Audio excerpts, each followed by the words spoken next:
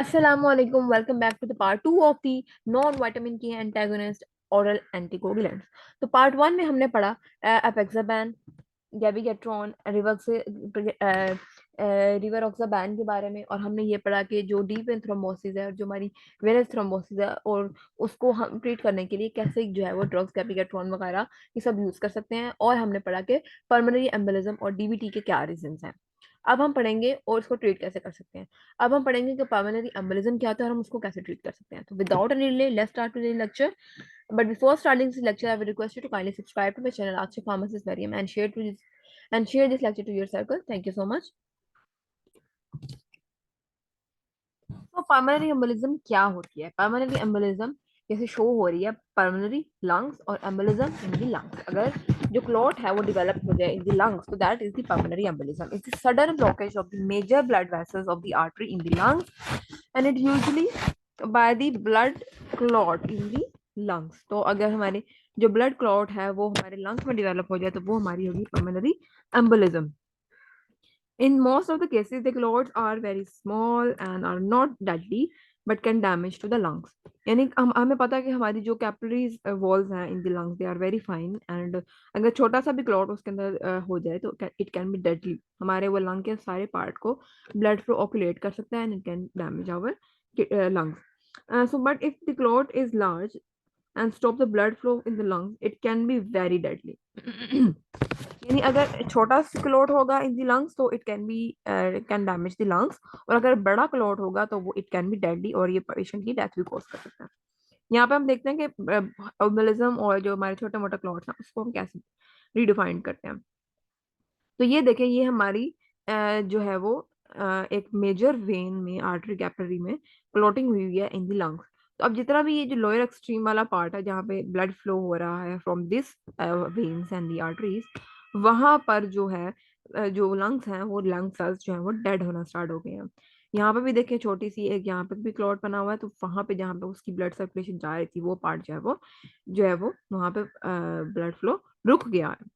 तो ये सारे हैं पल्मोनरी एम्बोलिज्म। यहाँ से जो है हार्ट वेल्व में से एम्बोलिज्म आ रहा है और वो जाकर हमारे हार्ट में एम्बोलाई कॉज कर रहा है, पर ये हमारे लंग्स में एम्बोलिज्म है, तो उसको हम कहते हैं पल्मोनरी एम्बोलिज्म। सिम्टम्स क्या क्या होंगे पल्मोनरी एम्बोलिज्म के? Shortness of the breath, the symptoms में typically appear suddenly and always get worsen with the exertion. जब आप थोड़ा सा भी एक्सर्ट करते हो, एक्सरसाइज करते हो, तो आपकी जो सांस है वो फूलना स्टार्ट हो जाती है। Chest pain, you may feel like you are having a heart attack. Chest pain इतनी एक्सट्रीम होती है कि ऐसा लगता है पेशेंट को कि उनको हार्ट अटैक हो रहा है। एंड द पेन में become worse when you breathe deeply. This is the pleurisy. Pleurisy में क्या होता है कि जब आप ब्रीथ डीपली करते हो तो पेन और ज्यादा होती है। The pain will get worse with the exertion but won't go away when you rest. अब जब आप रेस्ट करोगे तब भी ये नहीं जाएगी। आगे आ जाती है कफ। कफ इज द कफ में produce as bloody cough and the blood स्ट्रीक्ड sputum, यानी कफ के साथ ब्लड भी आएगा। अदर सिम्टम्स क्या है इसके? Leg pain, swellings and the bones usually in the calf, कामी और डिजोल्व्ड कलर। आपको जो डिस्कलर्ड हो जाएगी आपकी स्किन, साइनोसिस हो जाएगी आपकी स्किन में, यानी आपकी स्किन जो है वो पर्पलिश सी हो जाएगी। फीवर, excessive sweating, rapid और irregular heartbeat, and lightness और दी dizziness, क्योंकि आपको ऑक्सीजन नहीं जा रही तो आपको लाइटनेस और डिजीनेस फील होगी। फीवर ही होगा क्योंकि आपके जो टिश्यूज डैमेज हो रहे हैं, that release the necrotic factor, जिसकी वजह से प्लाज्मा जो होगा फीवर होगा। रिस्क फैक्टर क्या क्या है? इमीडिएटली देखें तो सर्जरी, हार्ट डिजीज और कैंसर इसकी इमीडिएट रिस्क है। प्रोलॉन्ग इमोबिलिटी भी इसकी एक रिस्क फैक्टर है, जिसमें long bed return of the bed return patient and long flights भी इसकी एक रीजन है। रिस्क फैक्टर अगर हम देखें तो उसमें smoking for a reason that are not well understood, tobacco cause poses some people to blood clot formation, especially when combination with the risk factor. Being overweight, excess overweight increase the risk of the blood clot, particularly in the women who smoke or have high blood pressure. Supplementation of the estrogen या फिर वो females जो कि contraceptives use करती हैं, the estrogen is in the blood control pill and in the hormone replacement therapy can increase clotting factor in your blood, especially if you smoke or you are overweight. Risk factor क्या है? pregnancy, the weight of the baby passing on the veins in the pelvis can slow blood return from the legs. Clots are more likely to form when the blood slow are in the pool. Females जो pregnant होती हैं उनमें जो pressure exert होता है by the baby in the lower legs, तो उसकी वजह से वहां पर जो ब्लड पूल है वो डेवलप हो जाता है, वहां पे ब्लड फ्लो जो है वो स्लो हो जाता है, जो कि पल्मोनरी एम्बोलिज्म या फिर डीबीटी की रीजन बन सकता है. So how we can prevent this pulmonary embolism? So blood thinner, anticoagulant, thrombolytic agent within the 24 hour of the हम यूज करें. उसके अलावा कंप्रेशन स्टॉकिंग्स यूज कर सकते हैं, लेगिंग्स यूज कर सकते हैं, लेग एलिवेशन कर सकते हैं, फिजिकल एक्टिविटी और एक्सरसाइज कर सकते हैं, थोड़ा चल फिर सकते हैं. Pneumatic compressions good for bed reason patients, यानी हम न्यूमेटिक कंप्रेशंस करेंगे, यानी दबाएंगे, मसाज करेंगे या फिर उनको कंप्रेशन वाली जो है वो स्टॉकिंग्स पहना देंगे. फॉर एग्जाम्पल जुराबें होती हैं जो कि आपके मसल्स को स्ट्रेच करती हैं, स्ट्रेस करती हैं, तो उससे भी जो क्लॉट है वो डिजोल्व हो जाता है विद दैट प्रेशर. रिकमेंडेशन क्या है पेशेंट के लिए? नॉन फार्माकोलॉजिकली क्या ट्रीटमेंट है इसके लिए? तो अगर वो स्मोक कर रहे हैं तो स्मोक छोड़ दें, अगर उनका वेट बहुत ज्यादा तो वो वेट लूज करें, और अगर if they are using birth control तो उसको डिसकंटिन्यू कर दें, and if they are having less physical activity तो फिजिकल एक्टिविटी करें. Drink plenty of the fluid. Water is the best liquid for prevention of the dehydration, which can contribute to the development of the blood clot. Alveoli avoid alcohol, which contribute to the fluid loss. Take a break from the sitting and move around in the airplane cabin, and once an hour or so. हर आधे घंटे बाद, एक घंटे बाद आप travel करें in the aeroplane. If you are driving, stop every hour and walk around the car a couple of the time. रोकें और थोड़ा बहुत वॉक करें. Do a few deep vein bands, और डीप वेन बैंड्स करें यानी थोड़ी अपनी लेग की स्ट्रेचिंग भी करें. फिजिट इन योर सीट, अपनी स्किन पे ही बैठे बैठे अपने एंकल्स को एक्सरसाइज करें, अपने लोअर और अपर एक्सट्रीमिटीज को, जैसे हम बैंड और stretch and relax, contract and relax करते हैं वैसे करें. Flex your ankles every 15 to 30 minutes. Then comes the recommendation क्या है? Water sports wear, support stockings. Your doctor may recommend these to help to promote circulation and the blood movement in your legs. Compressions stockings are available in a range of the stylish color and textures. These are even devices called stocking butlers to help you put on the stockings. तो ये आपको compression करता है on the back, तो ये बहुत stylish वे में भी अवेलेबल है. So females can also use them and because they are available in the stylish color and textures. तो medication क्या क्या इन patients के लिए? In some if someone is diagnosed with pulmonary embolism and treatment options we have, the treatment option we will prefer is to prevent the reoccurrence of the pulmonary embolism. उसको बार embolism ना हो, coughing और coughing के साथ blood ना हो. How to prevent the recurrence of the non pharmacologically. अब हम ये सारा देखेंगे कि फार्माकोलॉजिकली ऐसे कैसे प्रिवेंट कर सकते हैं और फार्माकोलॉजिकली इसको कैसे प्रिवेंट कर सकते हैं. सो सम फिब्रिनोलिटिक एजेंट्स या थ्रोम्बोलिटिक एजेंट्स थेरेपी या थ्रोम्बोलिटिक थेरेपी हम इसके लिए यूज करते हैं. उसमें आ जाता है सबसे पहले tissue plasminogen activator, TPA, alteplase, reteplase and tenecteplase आ जाती है. क्या? Streptokinase, urokinase. So these are the fibrinolytic therapy या थ्रोम्बोलिटिक थेरेपी जो हमारे फिब्रिन को ब्रेक करती है या थ्रोम्बिन को ब्रेक करती है जो हमारे क्लॉट बने होते हैं. अगर हम TPX की बात करें तो tissue plasminogen activator it exhibits significant fibrin specificity and affinity at the site of the thrombus. The binding of the TPA and the plasminogen to the fibrin surface induces conformational changes that facilitate the conversion of the plasminogen to the plasmin and dissolve the clot. ये करता है TPA जो है वो प्लाज्मोजिन के साथ bind करता है और फिब्रिन सरफेस के साथ बाइंड करेगा और हमारी जो फिब्रिन है उसकी कन्वर्जन करेगा इन द प्लाज्मिन एंड प्लाज्मोजिन और क्लॉट को इस तरह वो डिसॉल्व करेगा. यानी जो भी हमारी प्लाज्मो फिब्रिन और जो प्लाज्मोजिन के जो क्लॉट्स बने हुए हैं उसको वो प्लाज्मिन में कन्वर्ट करके क्लॉट को डिसॉल्व करेगा. So when we use the thrombolytic agents, तो हम ये यूज करेंगे फिब्रोलिटिक एजेंट जैसे urokinase, streptokinase and the alteplase and tenecteplase. हम कब यूज करेंगे? In the use in the treatment of ST segment elevation myocardial infection जिसको हम स्टेम आईवी कहते हैं, acute stroke and less common indication for the pulmonary embolism and the acute deep vein thrombosis. So अगर हम उसको during ST elevation myocardial infection use कर रहे हैं as the fibrinolytic therapy, fibrinolytic therapy must be instituted with in the 24 hour of the symptoms. यानी जैसे patient को myocardial infection हुआ है उसके विद इन 24 आवर हम उसको थ्रोम्बोलिटिक एजेंट्स जिसमें streptokinase, TPA antagonist, TPA activators या यूरोकाइनेज देंगे। And after this time frame, fibrinolytic therapy is not used and is not effective and it is contraindicated. क्योंकि तभी क्लॉट बना हुआ है उसको तो हमने तभी डिसॉल्व करना है, तो हम with in 24 hour of the myocardial infection patient को फॉरन एल्टी प्लेस्ड टीपी एक्टिवेटर्स की डिफरेंट 3 ड्रग्स हैं वो देंगे या स्ट्रेप्टोकाइनेज देंगे या यूरोकाइनेज देंगे। How to administer fibrinolytic therapy is always given simultaneously with the anticoagulation using unfractionated heparin and the low molecular weight heparin। तो फिब्रोनोलिटिक हम एजेंट्स कैसे देंगे, पहले हम पेशेंट को हेपरिन देंगे और उसके साथ हम उसको फिब्रिनोलिटिक थेरेपी देंगे विद इन द 24 आवर्स। अगर एक्यूट मायोकार्डियल इन्फेक्शन में दे रहे हैं तो administration as soon as possible after the onset of the symptoms. Recommendation: total dose of the AMI based on the patient weight not to be exceed 10 mg regardless of the selected administration regimen, accelerated or 3 hours।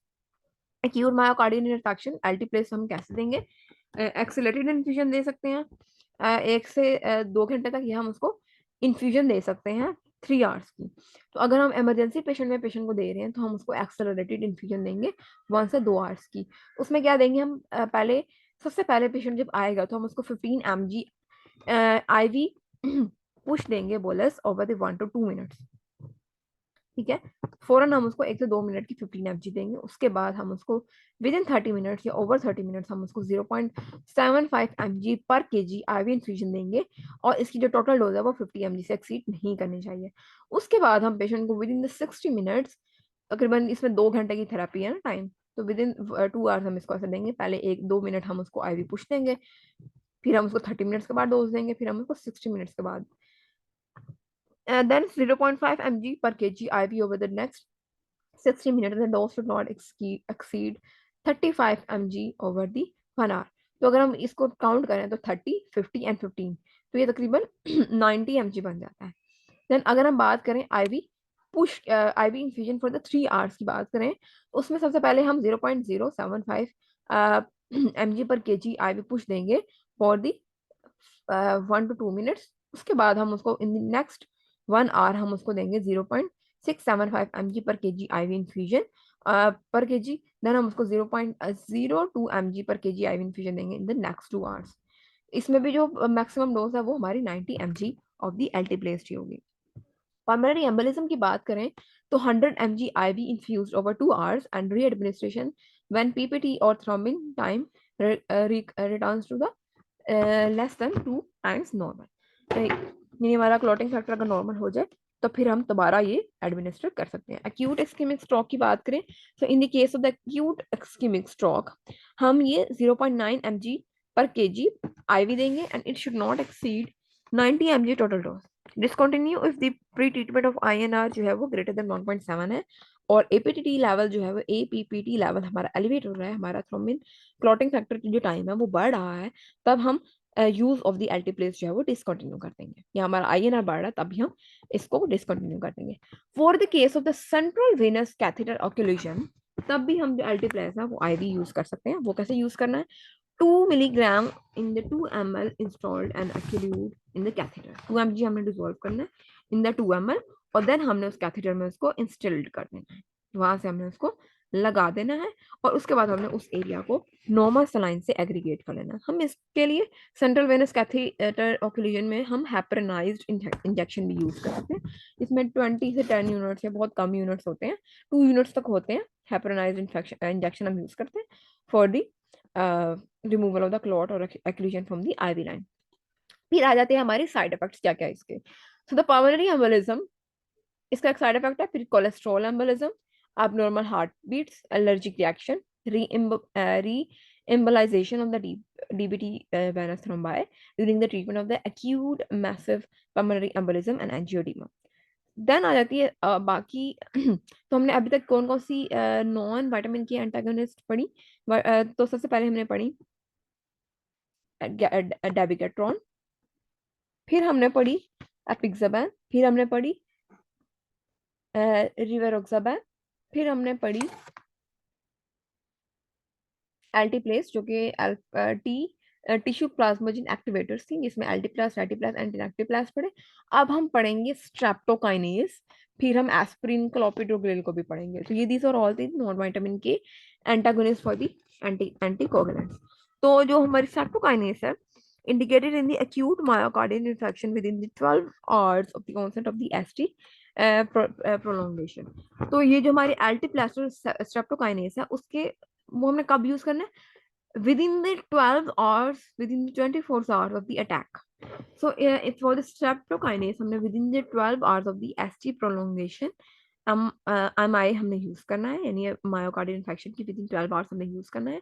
Systemic administration a single dose 1.5 millions IU streptokinase units हमने देनी है, international units, should be infused IV over 1 hour।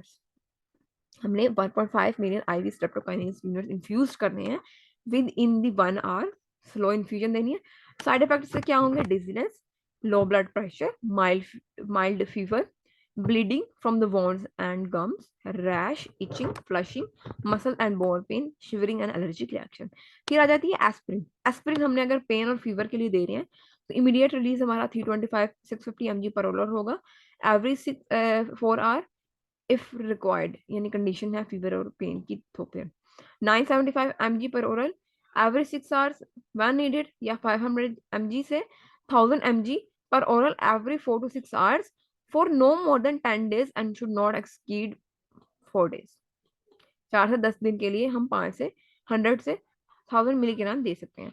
For the acute chronic myocardial infection, acute symptoms के लिए अगर हम दे रहे हैं तो हमारी एस्पिरिन कितनी होगी, जो हम लोपरिन देते हैं।